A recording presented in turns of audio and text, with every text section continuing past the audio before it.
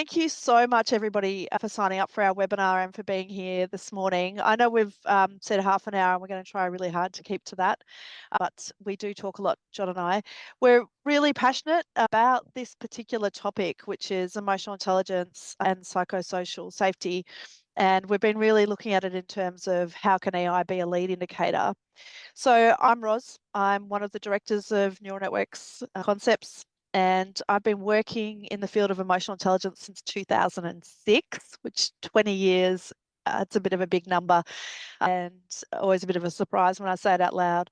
In terms of my career, I moved through human resources into organisation development, and then I joined John, my co-director at Neural Networks. So been self-employed for over 20 years. Before I sort of get into the purpose of today, I'll let John introduce himself as well. Look, again, just briefly, I said great to be on the webinar with you today. Ros and I, we're co-directors of this business, but I did start it back in 2000 and I got certified in the emotional intelligence profile in 2003. It's been an interesting journey. So much of the work we do now is leadership and culture change. When we first started, I was running sales programs back in 2000. So it's amazing how things shift in relation to the type of work we do. And so I've got a background in psychology, did a PhD. And yeah, we love the concept of how emotional intelligence can transform cultures and organizations. So yeah, Ros is going to give you some really good information today. Thanks, John. So the purpose of today really is so that we can outline to you why we see emotional intelligence as a lead indicator for psychosocial risk. And we know how hard it is to find lead indicators in health and safety. Often we end up basing a lot of our work on the lag indicators, like the things that have already gone wrong. So for us, we're going to articulate that link between psychosocial safety, leadership, emotional intelligence, and talk to you about how you might be able to measure it in a really practical way. Also, after the session, we're going to send you a document, which is like a business case, and we're going to send it as a Word document so that you can cut and paste and pull things out. So, if there's somebody else in the business that you need to be talking, hopefully we pique your interest and you get very excited about measuring leadership as a way to measure a lead indicator for psychosocial safety. And we've got a business case that you can then cut and paste and chop around and use internally if you need to pitch that to somebody else. I was reflecting this morning with a work colleague about how it's a bit of a change in mindset, that health and safety has been a lot about what you do. How do you make sure that you create an environment that's safe for people on many different levels? Obviously, we've got people here from many different industries. So, from the operation of machinery through to the ergonomics of your office space, it's all very much about, okay, so what do we need to be doing? Whereas psychosocial safety is how you do your job. How are those leaders interacting with their teams? How are those teams interacting with each other? And it's quite a different move from what are we doing into how are we behaving? And that's why I think it's such a big shift in that health and safety mindset, I guess, in terms of wrapping your head around it. But that's just my reflections this morning. But John was really keen to talk about what we're seeing with some of our clients at the moment. So I'll get you to dive into that, John. This is not just what we're seeing with our clients. This is, I guess, what the research data is telling us at the moment about what's happening globally. So we've taken some data from the 2026 Global Gallup data.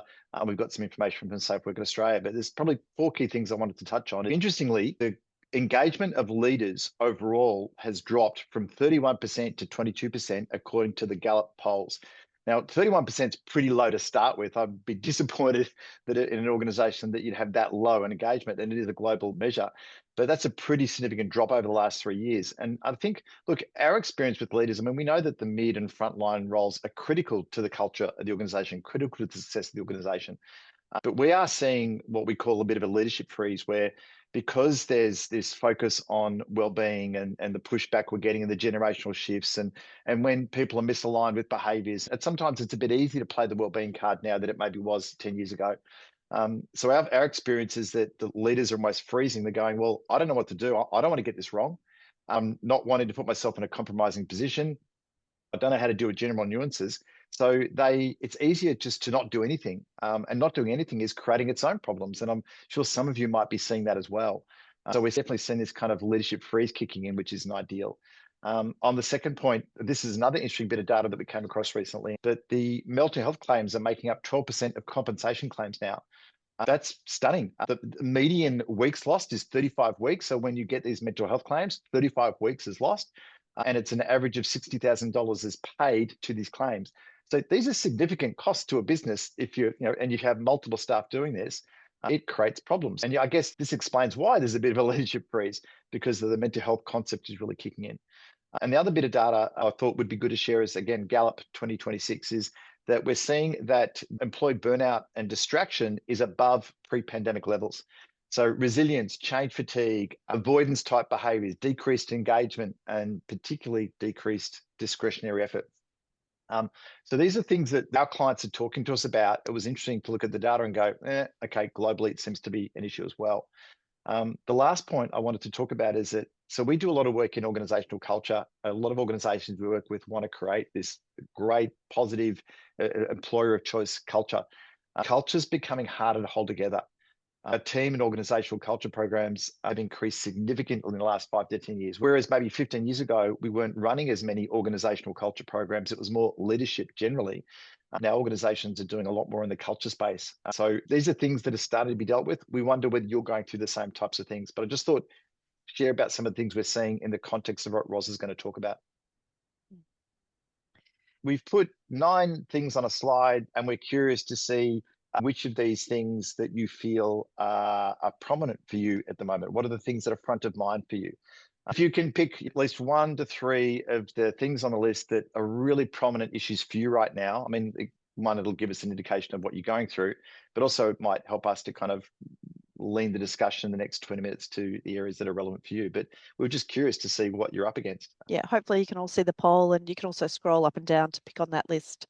There you go. It's starting to kick in. Yeah, Beautiful. we're getting Thank there you. now. We've got Great. one in. Yeah. And if you're not seeing any, that's fantastic. But yeah, there might be some. Okay. So how's the data coming in? Are we starting to see a bit of a plateau? Yeah.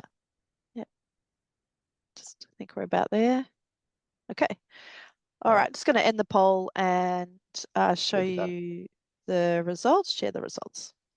All right. So 46% of you have listed that normalizing excessive workloads or constant urgency is something that you're seeing in leadership behaviours in your organisation. And then at 31%, we've got creating uncertainty by not communicating clearly or consistently. And I think there's the biggest one, missing the emotional impact of decisions or a situation, 54%. Huge. That's huge. That's more than half of you believe that leaders in your organisation are missing the emotional impact of decisions or situations, which obviously, I mean, we're all in this space, so we can all see that obviously links to psychosocial safety. And 46% not noticing when people are overwhelmed, withdrawn, or disengaged. So, not being able to read those emotional signals around overwhelm. This is, I think when we get to the end of the webinar, what we want to do is show you potential ways in which you can measure this information, like how can you have lead indicators for this? But anyway, that's great. Thank you so much for your input. Yeah, thank you. And look, I mean, 30% being fixed in their own perspective, 30% allowing poor behaviour to continue because it feels easier. These are some really big topics that you've sort of highlighted here that are important in relation to psychosocial safety. That's really interesting. Okay. So I'll just stop sharing that and okay, moving on. When we talk about psychosocial hazards, I mean, this slide I don't want to go into in detail. I just wanted to be able to have a bit of clarity about us speaking the same language. So with the work that we've done, we've used the Safe Work Australia psychosocial hazards list, which, they're listed there. So obviously a psychosocial hazard is anything that could cause psychological harm, for example, harming someone's mental health. So that's a list, and that's when I refer to psychosocial hazards, that's what I'm talking about. Before we launch into some of the data Ros is going to share and discuss, I wanted to talk briefly, and I'm sure you're familiar with Norton and Kaplan's concepts of lead and lag indicators. That I don't know if you found what we're finding when we're working with organizations, that often they're pretty good, or they're much better at finding and identifying lag indicators, but they aren't great at the lead indicators. And I've found this for even organizations where we're doing things like sales culture programs, but let alone when we're looking at things in relation to org culture. So I don't know if you're finding the same thing when you're trying to work with your leadership group or your executive, where they're not great at defining the behavioral lead indicators that make the biggest difference to the shift the organization is going to make. So I kind of want to discuss this a little bit. So, clearly a lag indicator is the things we measure after it's happened, and a lead indicator is the early signs that help us predict an outcome, right? And so, classically organizations measure absenteeism. You've got your engagement scores, and I've got some clients that think an engagement score is a lead indicator, going it's after the fact, so it's more of a lag indicator. Obviously, the things like workplace claims, incident reports, these are all lag indicators, tell you lots of information after the horse has bolted. When we're trying to create the culture that you want and we're looking to be more proactive and get the shifts that you want to make, you have to think differently about, well, what are the things that make a culture hum? How do we get the lag indicators to be what we want them to be? And so some simple things. Obviously, you're measuring the percentage of employees that are working outside of standard hours. That's like a thing you can start to measure. Things that really make a difference is, do you have a coaching culture? And in our experience in 26 years of working with different types of clients from all sorts of different sectors, the ones that have a really proactive coaching culture, they have a very different engagement score and productivity scores to ones that don't. And even just defining the concept of coaching, but doing proper coaching one-on-ones, these are lead indicators. The number of roles with limited flexibility over work methods, this creates, it disempowers people. So there are ways in which you can measure these things. The classic, in 26 years, so many organizations we work with, they still treat change as a process. I don't know whether you're finding that your leaders are doing the same thing, but instead of treating it as a consultation, people-oriented protocol, we wonder why we don't get it right, because we haven't dealt with the whole concept of the mindset shift that people have to make. So you can measure the frequency of change updates. So it's trying to get leaders to think differently about the behaviors that you want to measure, the shifts you want to measure, and create behavioral accountability. I've got on the list there low empathy in the leadership cohort. There are ways you can measure that. That's become one of the biggest predictors of leadership success now versus 20 years ago. It wasn't on the list. Now, empathy is massively important. And empathy isn't weakness, it's curiosity and seeking to understand. I know when I did my first EQ profile, I didn't score well on empathy. I thought it was weakness. I had a really bad belief about it until I spoke to Rosalinda about my scores. And we had an interesting insight where I started to realize I had a very poor belief on this concept of empathy. And in order for me to grow empathy, I had to change my belief on it. So it's empathy's become really, really important in leadership. So again, we're going to show you how to measure the behaviors and the lead indicators that are going to predict the culture that you want. Right. So another point that I thought I needed to sort of make, because we are talking about leadership behavior and measuring it. So we use the EQI 2.0 emotional intelligence assessment in our work. There's probably 4 good emotional intelligence tools in the marketplace that have got the psychometric robustness that you'd want. You can use whatever tool you like or otherwise. But I just thought when we talk about emotional intelligence and emotionally intelligent leadership and transformational leadership, people sort of have an idea in their head as to what it means. And I just thought by showing you the EQI model, it might give you an idea of all the different components that are actually included. Now, the reason that we like the EQI is because it talks about emotional and social functioning, and it's the only emotional intelligence assessment that really sort of clarifies that it deals with that social functioning. So, when you talk about psychosocial safety, we can make that link with this tool in terms of that social functioning. So look, EI did start off as a real novel idea, flavor of the month. That was back in the early noughties when John and I both got certified and became trainers of this tool. But now the data and research is just repeatedly showing how emotional intelligence has become a real essential skill for most people, leadership or otherwise. I think we had a little note here, if we could just have a show of hands as to how many people actually have come across emotional intelligence or the EQI model before. Just, you can put your hand up for those of you that I can see. There's a lot of shaking of heads. Okay. All right. So a quick overview. Obviously, you can see there's 5 coloured components and the wheel's circular. That's because the subscales all interact with each other. So when we describe the wheel, we start at the top at the self-perception. You can see the 3 subscales listed there: self-regard, so confidence; self-actualization, which is your drive; and emotional self-awareness, so being able to understand your emotional state. We then have self-expression, so that's like the outward representation of that self-perception. your emotional expression, talking about your opinions, your thoughts, your feelings. Assertiveness is being able to tell people what you think, let them know when you disagree with them. Independence is your level of self-reliance. Do you need reassurance, or are you somebody who can make decisions autonomously? Interpersonal is what everybody thinks about when they think about EI, those relationships, having that empathy, social responsibility, so that broader sense of, do I contribute to my community? Do I make a difference?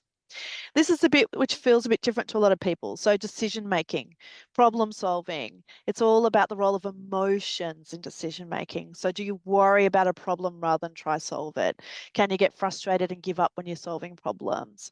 Reality testing is your level of objectivity. Can you stand up on the balcony and look down and work out how things are going rather than being in the middle of it on the dance floor? So that real sense of stepping back and taking a look, what's really going on here? How can I remove that emotion to make some good decisions? And then my favorite, impulse control. When you're high on impulse control, you're very restrained and thoughtful. I prefer people who are low on impulse control. They're much more entertaining. Then we have the stress management. So exactly what you'd think. It's got flexibility, so that ability to adapt and change, like readily and comfortably. You've got stress tolerance, which is, yes, can you thrive in challenging situations? Do you perform well under pressure? And then optimism, glass half full, glass half empty. So that's all the components that make up emotional intelligence. I know I've gone through that quickly. You'll get the slide deck, you'll get the recording, so you can have a look at that again. And also our website's got a considerable amount of material regarding this model. But I just wanted to give you a sense of what all the different components of the wheel actually are, so that you can get an understanding of what we're talking about. So we wanted to have a little bit of fun. We just wanted to get you to pop in the chat what you might think about this. So just imagine, and I'm really hoping that you can't think of someone specific, but maybe you can.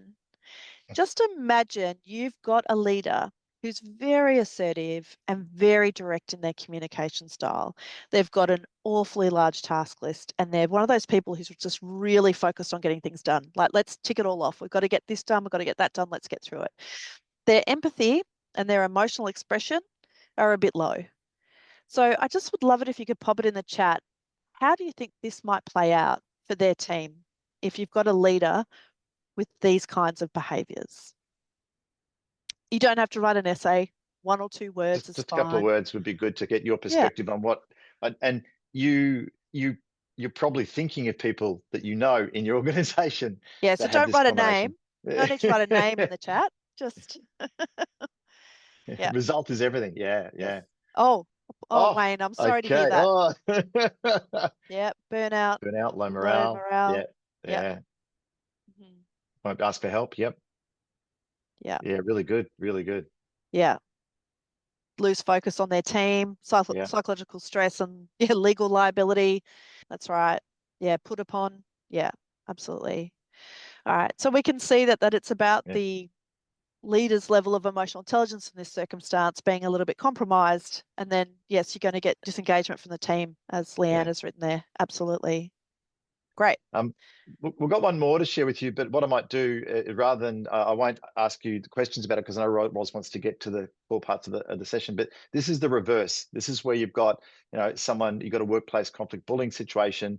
You've got a leader who's really high on empathy, high on interpersonal relationships, low on assertiveness, low on problem solving, and loves being the team confident. And so again, I mean, it seems like you picked up the concept pretty quickly. But when you've got someone low on this, you're going to get someone who doesn't do accountability very well. They probably enjoy being the nurturer, the go-to. Like, I'm the one that everyone comes to I'm the listener. Everyone tells me all their problems. So they're going to be curious. They're going to be a great listener. The people are going to like them, may not respect them. They're probably not going to provide role clarity. So there's going to be, issues in that space. They're not going to be great at creative conversations. And again, you've probably got people in your organization just like that too. Our experience, and then the reason why we kind of really value emotional intelligence is that to us, it underpins the capabilities that you want leaders to have. So if you take them to courageous conversation training, and here's the 6-step process to have a courageous conversation, but they don't have the assertiveness, they don't have it balanced with empathy, if they are a bit compromised in their self-regard, they're not going to do it. And so we're all about how do we train them on the talents that will make them execute the skill sets. And this is where that predictor comes into play. Okay. So this is my favorite slide of the pack that we put together. This is where my heart sits. So traditionally, many organizations have valued transaction over connection. And that is that first leader that we put out there that was very assertive and forthright, but lower in the empathy and the emotional expression. And that's been valued and that's been rewarded and still is to a certain degree in many organizations, if not most. And the talk about emotional intelligence being soft skills, when you're talking about psychosocial safety, they're essential skills. Emotional intelligence becomes absolutely essential because it's not what you do that is important when it comes to psychosocial safety, it's how you're doing it. As a leader, how are you showing up? How are you treating the people around you? Are you mindful of your behaviors, your interactions, how you are coming up against the other people that you work with? This is all your emotional intelligence. And, you know, we wouldn't need the legislation if everybody acted as a transformational leader. So if they had transformational leadership skills, we wouldn't need this legislation. So the other piece to it is not just about the leadership behaviour and people having the capability that they need to behave in a way that's going to reduce the risk. It's also about organisation culture. So what behaviour is actually rewarded in your organisation? And what's the flow-on effect down the organisation in terms of when there's hard deadlines that you just have to meet? What is the impact of that? And you mentioned earlier that you are finding that people aren't reading the emotional tone of the situation. They're not sort of registering when people are hitting burnout or close to overwhelm. And so it's like, well, okay, what skills do they then need in order to be able to read the room, to know what's going on for their team? Empathy is absolutely critical there, as is reality testing, and that ability to connect, that emotional expression piece really connects us together. So these have become really essential skills. And I'm sorry, you can hear my passion. I've been forever, I've been like, it's not what you do, it's how you do it that's really important. And now the legislation exists, which proves my point. So we've got a couple of case studies in the slide deck. I won't go through them, but we've Yeah. got examples of when organizations have used Yeah. interventions like what we're discussing, and they've Mm, been able to not mm, just produce changes in psychosocial safety, but they've mm, had in OH&S, like we've had less yeah. as a result of this, less time, Mm, less injury time, yeah. a shift in your misses, Yeah. less unsafe acts, Yeah. money saved as a result of it. So Yeah. there's a practical, there's a concrete side to this, not just psychosocial safety. Yeah, and I'll just quickly run through two slides if I can before we finish up. So there's an actual case study that I did with one of our clients where we identified what the critical behaviours are that they needed to see in the organisation in order to reduce their psychosocial hazard risk. Mm, We mapped the EQI subscales, those 15 subscales, against those behaviours to show which ones would undermine or support. We then evaluated the EQ profiles of all of the leaders, and then we used that heat map of seeing where the leaders were in relation to their emotional intelligence to design a learning intervention. So that was, the process that we then went through. So they could actually come up with an appropriate capability lift for their leaders that would reduce their psychosocial risk. Now, I understand that not everybody will want to get certified in the EQI, but you can use whatever mm, approach you like. What we wanted to encourage you to do is to think about how can I articulate those behaviours that lead to the risk mm, of psychosocial hazards. And then what tools or data do I have available that will help me measure and assess the degree to which those behaviours are being exhibited by leaders in my organisation? And then I can work with L&D to look at, okay, how do we, or people in culture or HR or whoever you've got in your organisation that is responsible for capability uplift, how do I work with them to improve that performance of those leaders in relation to those behaviours? So you don't just have to use a tool like the EQI, you can use other tools, but you can also look at what is the performance review data that I've got? Do we measure people's performance against the values? Do we measure, because that will often show you the behaviours that you want and are they being demonstrated? And then, if anyone's got a capability framework that they review performance against, that's mm. another piece of data that can be a lead indicator to help you articulate where are we in relation to psychosocial risk. I'm hoping that makes sense.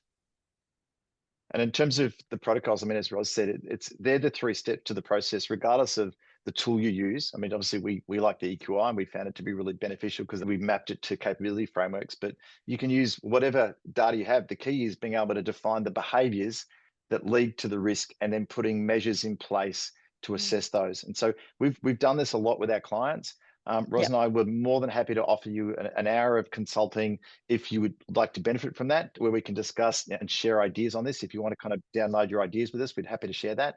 If we piqued your interest on emotional intelligence, because we're sponsors of AHS, there's a discounted process if you'd like Yes, to get yeah, certified in we've the got a tool. discount for Um, EQ certification for AIHS members, but, so but that'll be first, in the back of the slide deck. You get 20% off. Yeah. but the first thing we wanted to do is go, regardless of whether doesn't matter Yes, what tool you use, doesn't matter. this is the steps in the process, and we're more than happy to discuss with you for an hour, like how you might be able to start to do this more effectively if you would like to. So if that's something of interest, obviously you've got our details. Let us know. We'd love to chat. Yeah, absolutely. And look, there is that thing too that in some organizations, health and safety is separate from people and culture and capability uplift. In other organizations are very closely tied together. So your situation's probably quite unique. And so that's why we're happy to have a chat with you about what your situation is. Happy to support you in any way that we can. What else do we need to make sure we've said, John? I think, Rosie, I think you mentioned that one, you'll get the slide deck. Yes, We've got a paper that we've written on a white how paper. a white paper on how emotional intelligence can be mapped against the psychosocial hazards. So you can kind of like a linkage there and see how that works. And Ros has got like a position paper that if there's some information on there that might help you to get your your CEO or your people over the line about the concept of that this is important and valuable. Yeah, we just wanted to serve you. We were hoping we've added some value to you today.